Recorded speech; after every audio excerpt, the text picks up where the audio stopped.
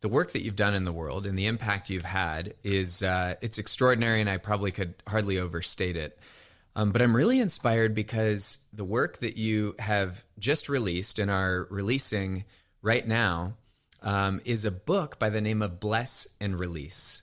And, one of the things that I feel so connected to around the work that you're putting out into the world is that, and I'm not going to attempt to explain blessing and releasing, but what I will say is everything that you're teaching and that you stand for in helping people to harness not just what they want, but also to build a relationship with their pain and to shine the kind of light on whatever is true so that we can bring about whatever future we want is so resonant with everything that we stand for. I feel like at Exchange, every time we use our method to bring a group together, even if we don't use these words, it is a chance for a blessing to happen. It is a chance for transformation to happen. It's a chance for things to be born and things to be let go of.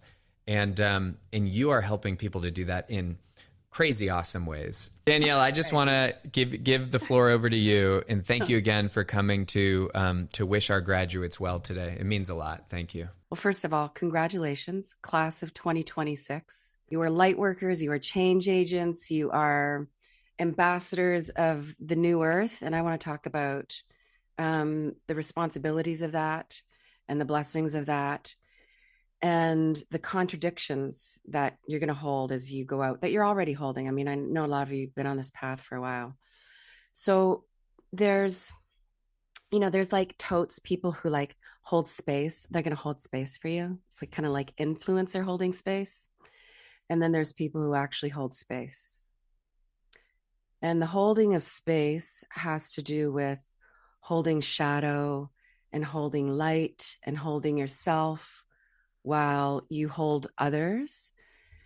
And we all know, I mean, most of us are familiar with the Einstein quote that problems cannot be solved with the same consciousness started the problem. And that really a sign of genius is to be able to hold contradictions at the same time. So I think it's a sign of conscious leadership to be able to hold everything that's in the space. So I have some contradictions I wanted to roll out for you today. One is that embracing your fears is going to be your greatest strength. It's a basic law of physics, and I write a lot about this in Bless and Release. This is Newtonian.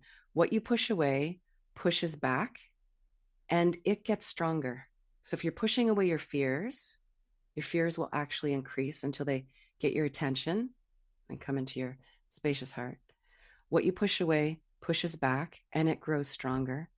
What you embrace transforms because it relaxes. Everything wants to be embraced. What you embrace transforms, and in embracing it, you become stronger. So self-help culture has taught us to push away fears, to annihilate things, to overcome our fears. I think this is like one of my biggest beasts with self-help culture, to overcome your fear. Overcoming your fear, that energy of you are going to power over your fear actually increases the fear. So before I get with a group, before I get on stage, I know a lot of us are going to be, we're working from the stage, whether it's like a lot of people in a virtual space or we're in a physical space. I just saw some meme last week that in-person attendance of events is up 365%. The craving is there, the safety is there, what's happening in people's nervous systems. Like there's never better a time to be a facilitator, a holder of space, a gatherer of people. I always work with my inner child and my fears before I move into active leadership. So what I used to do is I like Tony Robbins myself into things. I'd be like, I'm going to overcome my fear. I'm going to hack it. I'm going to crush it. I'm going to slay it. I'm going to get on like the virtual rebounder in my heart. And I'm going to like pump myself up to like go deliver. And that's just like repression. Now what I do before I lead is I look after the most tender part of myself, my inner child, my shadow self. The part of me is that is afraid I'm going to fail, that I'm going to say the wrong thing. And by the way, Every time I get out of any kind of teaching situation, especially on stage, I always regret something that I said. And I just learned to live with that regret. It's like, I went a little rogue. That was a little saucy. That was a little insensitive. But that comes with the package of showing up as authentic and in queenship and leadership. All the things are going to show up. So embracing your fear will be your greatest strength. Tend to your tender self when you step into leadership. Second contradiction of holding space. One, raise your standards and people will meet you there. And two, have no expectations. This is the irony. This is the contradiction. Raise your standards, but have no expectations. So one of my favorite psychotherapists who's since passed on, Michael, he was Jewish, Buddhist, he used to call himself a Jubu. He talked about the days of being a facilitator for a group of people on various levels of the spectrum and mental illness. And he was holding a group. The expectation was everybody be on time.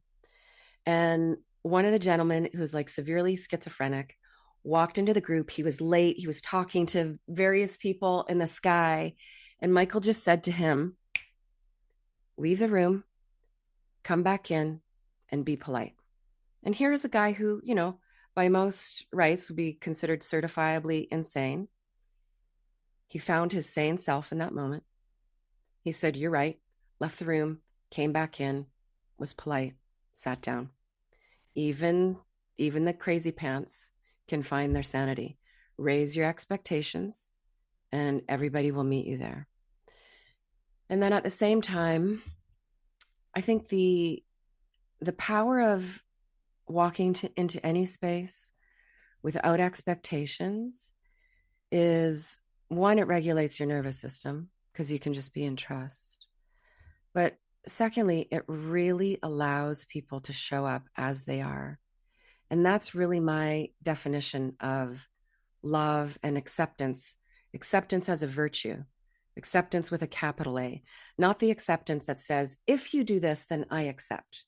If you uphold my standards and check that, then I accept. Then I'm going to be cool. Acceptance is loving someone as is. So if I have no expectations of the moment, of someone being their best self, their worst self, of their behavior, then there's this spaciousness. Love is actually spacious.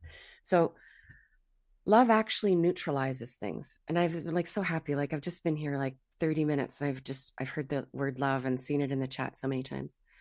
Love actually neutralizes things. So there's a teaching in Buddhism, or a tool in Buddhism, where they refer to your true self, which is the reason we're all here, to discover our true self, to identify as our higher self. Your higher self is as vast as the sky. And it's really poetic, but it's actually a really powerful tool. If you are as vast as the sky, then the problem you're having with somebody today, it kind of shrinks in proportion. It doesn't lose its importance. How someone shows up in the room, in the conversation, whether they feel satisfied, it doesn't so much matter when you are as vast as the sky. It has room to be as it is, but there's so much else going on. It's like, as Pema Chodron teaches, you are the sky, and the emotions, all the other energies are the clouds, they're the weather. And other people are just forms of energy. Some of them are sunny, some of them are raining. But when you identify as your true nature, as your original self, as the blesser, as the holder of space, I am entering to hold the space. I am so vast. I have room for my power. I have room for my fears. I have room for my past and my present to show up. I have room for everybody and their stuff in this circle. I am that big. I got room for it. That is the opposite of expectation. That's the opposite of contraction. Love is acceptance as a virtue. Third contradiction of holding space. You actually can't change anybody, but you will change people's lives. Can't change anybody. Not really. I can't change anybody.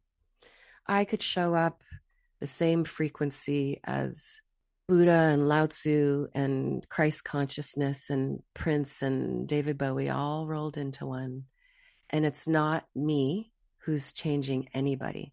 I mean, to have a paradigm shift in a circle, in a group, in a conversation, in a practice is really the stuff of miracles. You think about everything that everybody experienced and went through and earned to get the technology, get the awareness, get the consciousness to come together in this moment, to have your consciousness at a certain level with all your debris and your shadow stuff and your trauma and your stories and all of that, to be changed by one thing that somebody said today.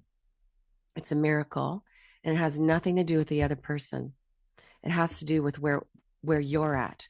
So when somebody, you've had this experience, you're going to have this experience, you're going to have more of these experiences. As you really embody these positions of leadership and facilitation, is people are going to say, that changed my life. A conversation.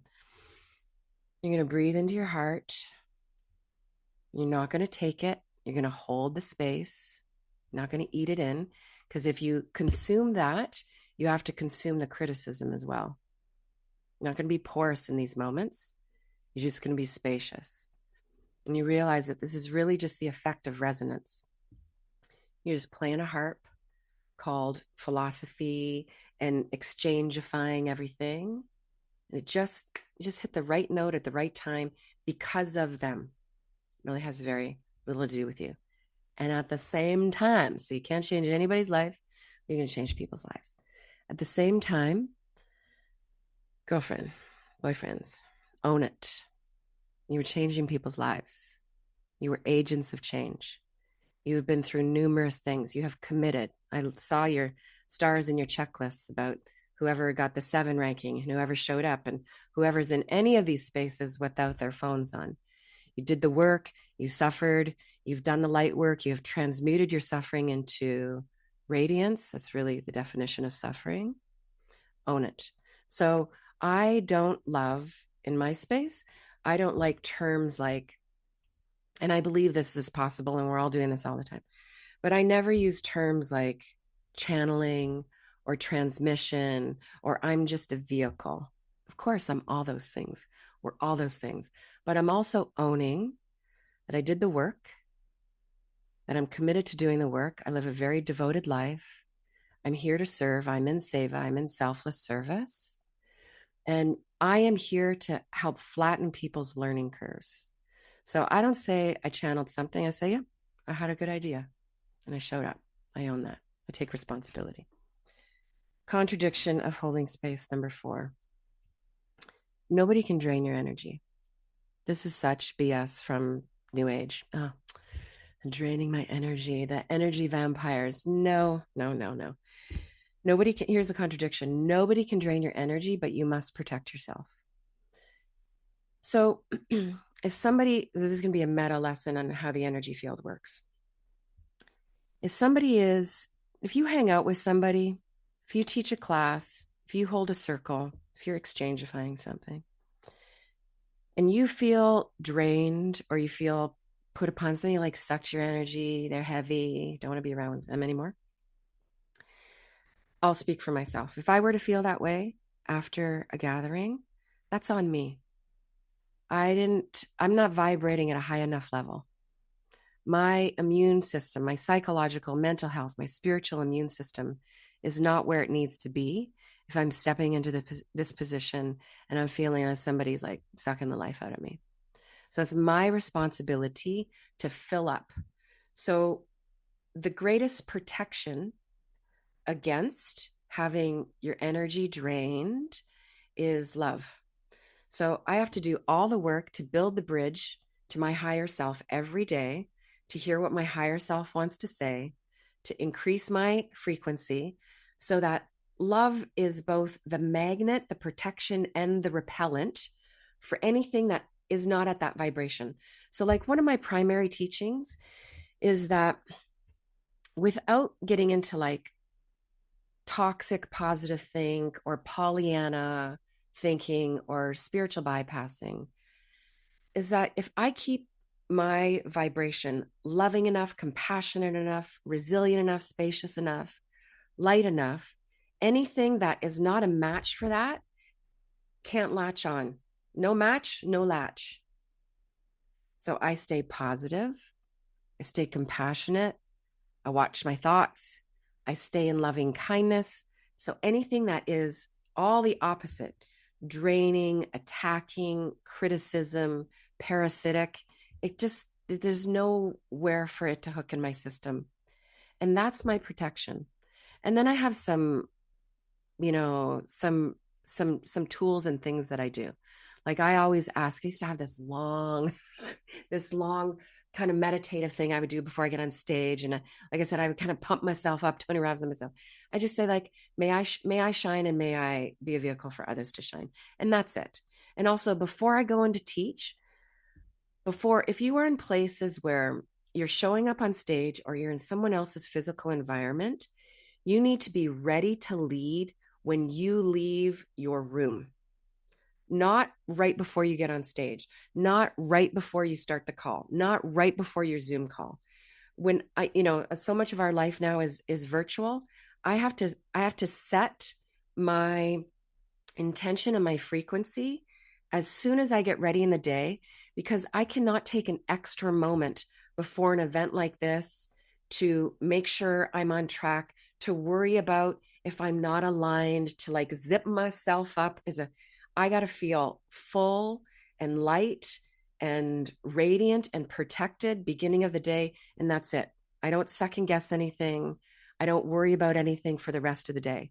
If I'm doing a stage gig, I'm ready the minute I leave my hotel room, not when I get to the venue, not 5 minutes before on stage. I leave and I am what I need to be right then and there. No second guessing.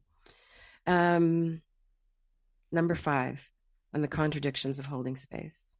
To bless people is to be blessed. Goes in both directions. So this is the root of oneness consciousness. This is the root of unity consciousness. That if I'm blessing you, I'm blessing me. That we all come from the same source. And bless is a term that gets thrown around in our space, in the wellness space a lot. And I have a really simple definition, which is a blessing is a focused, positive intention. Because you can have focused negative intention, and that is called complaint, and that's just like a slippery slope. Focused positive intention. And you showing up to bless people is you really owning your power of your capacity to hold space.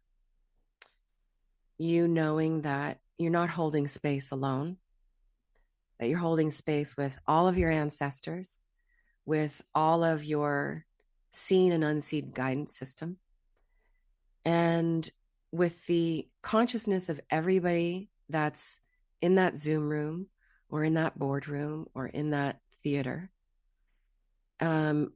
And I'm very specific about that. With their consciousness, they're going to hold space. The people who have the intention, we all want to win together.